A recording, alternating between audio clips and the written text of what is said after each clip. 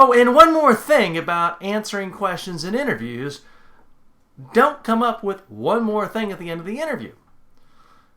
A lot of psychological research shows that the most powerful message you ever leave is your first impression, but the last impression is the second most powerful.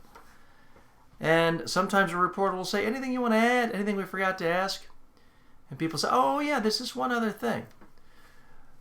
Now they're off message, and it can become the most powerful thing that the reporter remembers and writes about and talks about. So remember, this is not a normal conversation. In normal conversations, we want our friends, colleagues, associates to think we're this fascinating, interesting person.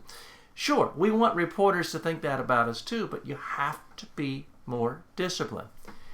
If you said something that's really interesting as the last thing out of your mouth, that's completely different from anything else you said, different from your messages, you can't be surprised if that's the only thing that gets quoted. So you've got to maintain the discipline. If the reporter asks you anything you want to add, anything I forgot to ask you, you need to go back to your messages, say them again, say them as if you are saying them for the very first time. Again, I don't mean memorized.